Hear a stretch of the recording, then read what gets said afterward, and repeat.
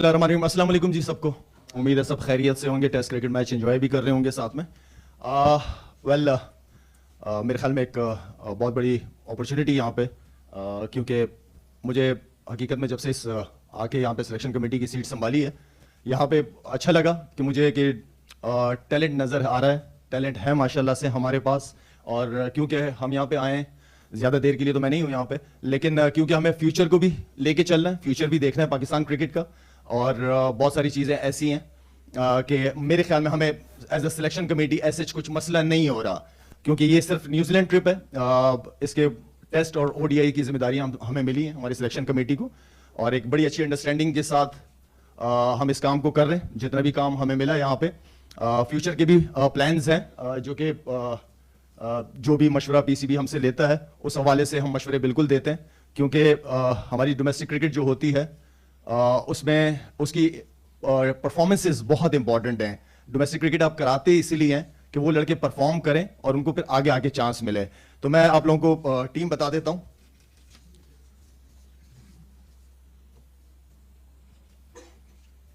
अच्छा, इस टीम के हवाले से क्योंकि बाबर के साथ भी एंड सकलैन के साथ हमने उन्हें कहा था कि आप हमें पहले अपने 16 लड़के दें। 16 लड़के उन्होंने अपने दिए, प्लेयर्स बताए हमें। उसमें से जो हम, क्योंकि मैंने पहले दिन ही कहा था कि हम यहाँ पे जो सिलेक्शन कमेटी है वो जितना बड़ा बाबर प्लेयर है माशाल्लाह से, हम उसको उतना ही अच्छा कप्तान देखना चाहते हैं। हम सबकी बल्कि ख्वाहिश है कि वो कप्तान भी उतना ही अच्छा हो। कुछ चीज़ें जो होती हैं एज अ कैप्टन, अगर उसमें हम समझते हैं कि और बेहतरी आ सकती है, तो वो चीज़ें मैं और मेरी सिलेक्शन कमेटी नोट करती है, एंड देन फिर हम बाबर के साथ बैठ के उस चीज को डिस्कस करते हैं कि ये चीज इस तरह होनी चाहिए थी। जैसे कि एग्जांपल दे रहा हूं कि अगर आखिरी प्लेयर ने लास्ट विकेट पार्टनरशिप पे 100 रन कर दिए तो क्यों किए, क्या वजह थी, तो वो सारी चीजें हैं। तो इस तरह हम चाहते हैं कि उसकी कप्तानी बेहतर से बेहतर वो इंप्रूव कर सके। जितना बड़ा वो प्लेयर है इंशाल्लाह कप्तान भी बनेगा बड़ा। फिलहाल वनडे की जो स्क्वाड है वो हमारा बाबर आजम, फखर जमान, हारिस रऊफ, हारिस सोहेल, इमामुल हक, कामरान गुलाम, मोहम्मद हसनैन, मोहम्मद नवाज, मोहम्मद रिजवान, मोहम्मद वसीम जूनियर, नसीम शाह, सलमान अली आगा, शाहनवाज दानी, शान मसूद, तैयब ताहिर, उसामा मीर। ये हमारा स्क्वाड है। क्योंकि आप लोगों को पता चल गया होगा शदाब के हवाले से, शदाब से मेरी कल बात हुई थी और शदाब ने मुझे ये कहा कि शायद भाई मैं खेल जाऊंगा ये 3 वनडेज, कोई मसला नहीं है। तो मैंने मना किया, मैंने कहा आप ग्राउंड जाएं, सुबह बॉल लें, बॉलिंग करें कुछ ओवर, फिर उसके बाद मुझे अपनी सिचुएशन बताइएगा। तो आज सुबह उसने बॉलिंग की है और उसकी उंगली में कंफर्टेबल फील नहीं कर रहा था, तो जिसकी वजह से, क्योंकि उसामा मीर माशाल्लाह से बड़ी अच्छी फॉर्म में, अच्छा खेलता है, बॉलर भी बहुत अच्छा है, एंड देन इस सीजन भी बड़ा जबरदस्त गया वनडेज का, एंड देन बैटिंग भी बहुत अच्छी करता है, हिटे मारता है जिस नंबर पे वो आता है, एंड देन फील्डर भी बहुत अच्छा है। तो ये है टीम।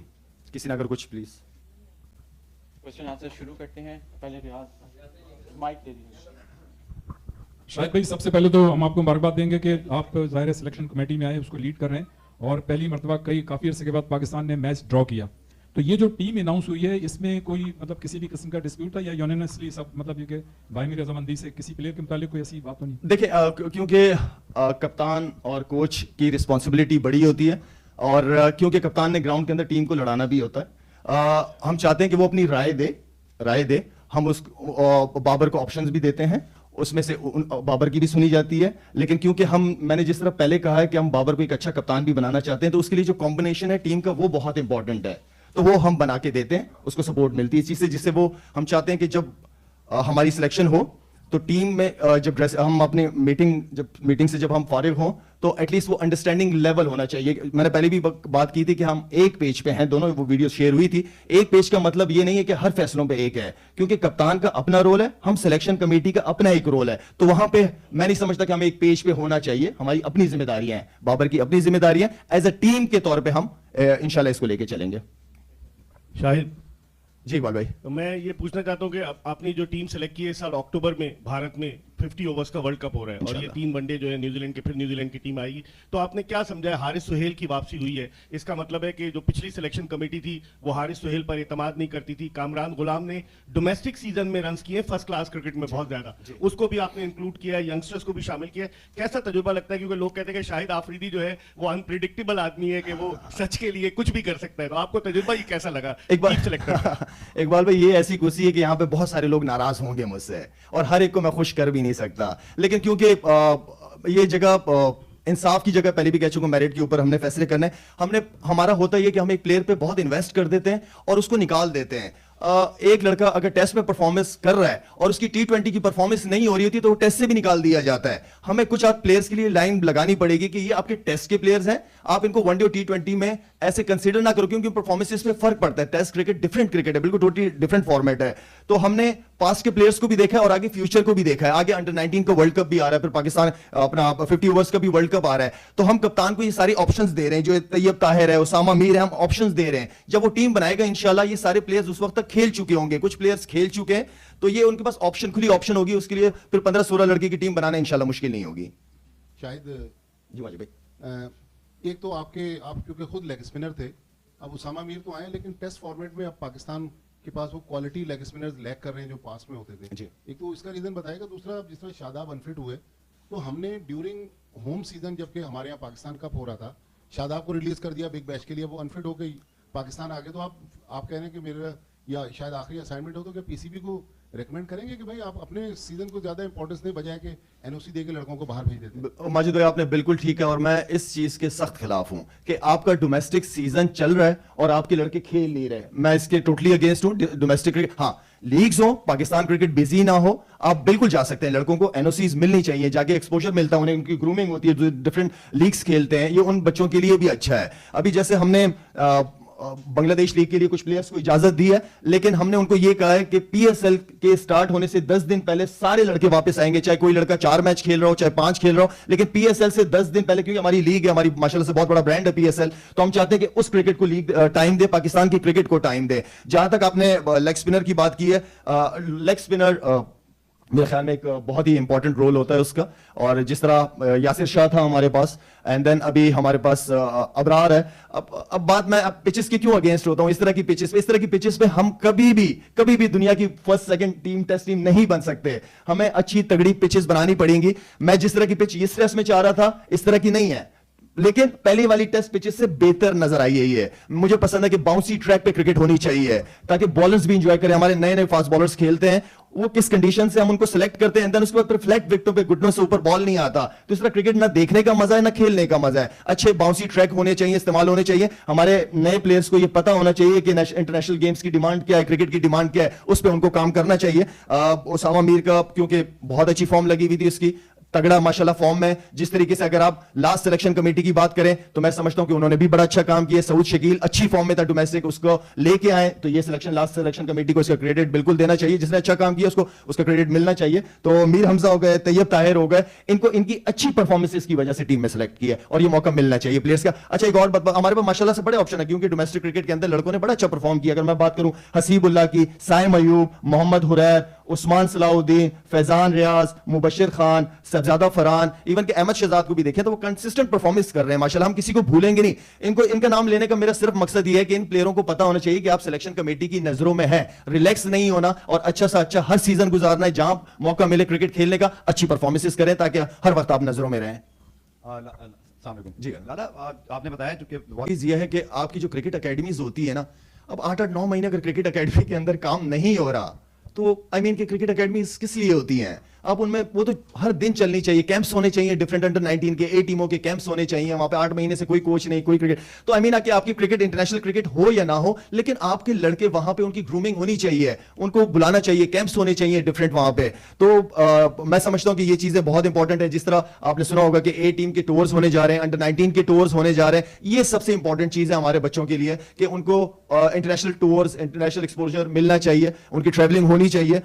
दूसरी आपने शर्जील के हवाले से बात की है, 24 के अंदर मैंने सेलेक्ट किया था, बिल्कुल किया था, क्योंकि आप डोमेस्टिक क्रिकेट के अंदर जो लड़के अच्छे परफॉर्म करते हैं, लेकिन मैं हारून भाई, आई एम वेरी स्ट्रेट, तो वहां पे हमें चेयरमैन की तरफ से कोई ग्रीन सिग्नल नहीं मिला उनके हवाले से, आई डोंट नो जो दुबई वगैरह में जो भी वो हुआ है, तो जब ग्रीन सिग्नल मिलेगा इंशाल्लाह उसको भी देख रहे हैं हम। क्योंकि हमारे बहुत सारे ऐसे सीनियर प्लेयर्स हैं जो टीम है, ऐसा हो नहीं सकता कि सीनियर प्लेयर बेंच पे बैठे हो और जूनियर यंग लड़का खेल रहा हो। इंशाल्लाह मेरा जो प्लान है वो ये है कि अगर हम बैक टू बैक 2 वनडेज जीतते हैं तो हमारे पास तीसरे वनडे का ऑप्शन है कि उसके अंदर हम नए प्लेयरों को चांस दिया जाए, या कभी कभार ऐसा भी मैंने देखा है कि आप सीरीज हार जाते हो उसके बावजूद भी आप नए लड़कों को चांस नहीं देते, जो कि गलत है। अगर आप सीरीज जीत गए आपके पास ऑप्शन होनी चाहिए, आप लड़कों को चांस देना चाहिए हमें। बिल्कुल ठीक कहा आपने। देखिए टेस्ट क्रिकेट के ना जो 2 बॉलर्स होते हैं ना वो स्पेशली आपने टेस्ट क्रिकेट के लिए रखना होता है। अगर आप देखें इसके अंदर हमने फास्ट बॉलर्स 5 फास्ट बॉलर्स दिए हैं, और वो फास्ट बॉलर इसलिए दिए हैं कि दूसरे फास्ट बॉलर्स को रेस्ट मिलके उनको भी चांस दिया जाए।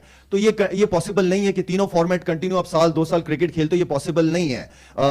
जैसे मैं कहूं कि अगर पिचेस इस तरह की बनी हुई होती हैं तो इन पिचेस के ऊपर अगर हमारे स्पिनर 60 70 ओवर कर रहे हैं तो एनी उनके लिए मुश्किल हो जाता है। उनकी अगर मैं चले एग्जांपल दे देता हूं, जैसे आपके बॉलर हैं हमारे अबरार, अब तकरीबन 200 से प्लस ओवर कर दिए उसने 3 हफ्ते या महीने के अंदर।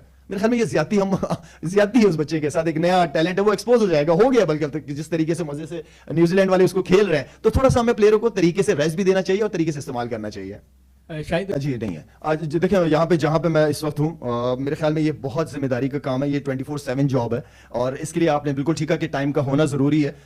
मेरी ऑलरेडी नजम सेठी साहब से भी इस हवाले से बात हुई है। देखिए हम जैसे लोगों का जो काफी अर्से क्रिकेट खेले में, मैं ये समझता हूँ कि उनका ज्यादातर जो फोकस होना चाहिए वो ग्रास रूट लेवल होना चाहिए, और मेरा शुरू से बिलीव रहा है कि नीचे लेवल पे चाहे वो अंडर 16 अंडर 19 या पाकिस्तान ए टीम, उस लेवल पे काम करने की हम जैसे प्लेयर जो काफी अर्सा पाकिस्तान के लिए खेले उसके लिए आप टाइम निकालते हैं, क्योंकि बात पाकिस्तान की, बात मेरी अपनी नहीं है।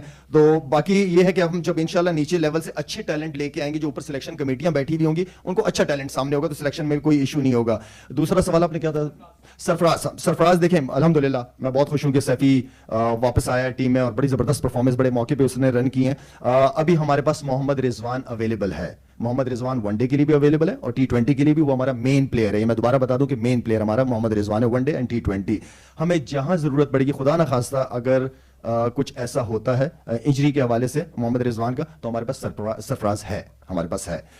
लेकिन हम चाहते हैं कि मिक्स ना करें, ऐसा ना हो कि सरफराज टेस्ट में अच्छा परफॉर्म कर रहा है, वनडे में ना कर सका, फिर उसका सारा प्रेशर हमें, जिस तरह मैंने कहा कि कुछ प्लेयरों को हमें रखना होगा टेस्ट के लिए एंड वनडे T20 के लिए अलग, इसलिए कि सिर्फ कीपिंग और बैटिंग करता है। तो जहां हमें फील होगा कि रिजवान थक गया या परफॉर्म नहीं कर पा रहा, देन हमारे पास ऑप्शंस हैं।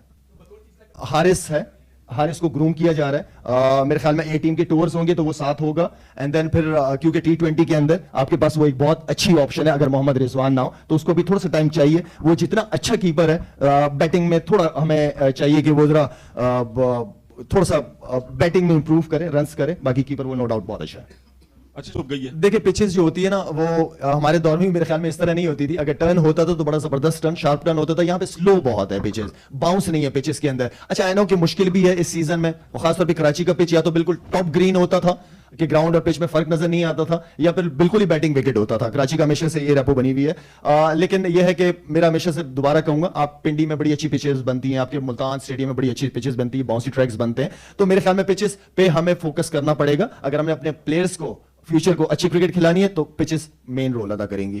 काफी बड़ी जो नाम है वो नहीं, बहुत सारे सोशल मीडिया पे हमारे जो दोस्त वगैरह बैठे हैं, कुछ ने सही नहीं न्यूज चलाई, कुछ ने नहीं अपनी तरफ से चलाई है न्यूज। वो मेरा कहने का मतलब ये था, जो मेरी इनसे बात हुई है कि हमारा जो भी डोमेस्टिक क्रिकेट होगी, जो T20 फॉर्मेट होगा, जो पाकिस्तान PCB कराएगी, उसके अंदर लड़कों के पास चैलेंज होना चाहिए कि हमें 130 से ऊपर स्ट्राइक रेट रखना पड़ेगा। आप जब उन बच्चों को अभी से मेंटली और फिजिकली स्ट्रांग करेंगे तो आगे आके इंशाल्लाह आपके लिए वो कमी महसूस पूरी करेंगे। और हमें इस तरह के एक्सपेरिमेंट डोमेस्टिक लेवल पे करने की जरूरत है।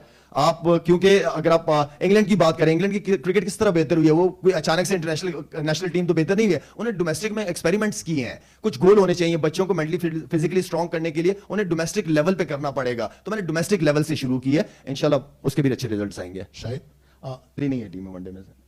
आप क्या कह रहे हैं हसन अली का? अच्छा, जहां तक पिचेस की बात की, मैं क्यों बाउंसी ट्रैक की बात करता हूं हमेशा, ताकि हमें ऑस्ट्रेलिया साउथ अफ्रीका जाके हमारे बैट्समैनों को कोई प्रॉब्लम ना हो। मैं इसलिए चाहता हूं कि जब आप घर से तैयारी करके जाएंगे, जब आप 160 का बॉल खेलेंगे तो 140-45 का बॉल आपको कुछ नहीं लगेगा।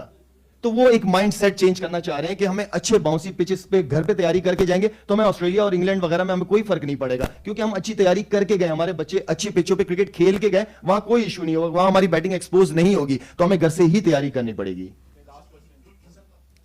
हसन अली की हसन अली जो है वो एक अच्छे प्लेयर रह चुके हैं, अच्छी परफॉर्मेंसेज रहे, डोमेस्टिक क्रिकेट उन्होंने खेली है, लेकिन मैं चाहता हूं कि जब एक सीनियर प्लेयर डोमेस्टिक क्रिकेट के अंदर जाए तो वो अच्छी परफॉर्मेंसेज के साथ ही अपना कमबैक करे। मशवरा दिया है कि मेरी जगह जो भी होगा मैं मशवरा दे सकता हूं, उन्होंने करना है नहीं करना वो उनकी मर्जी, कौन सिलेक्शन कमेटी, लेकिन एक क्राइटेरिया बताया है मैंने उनको, मशवरे लिए।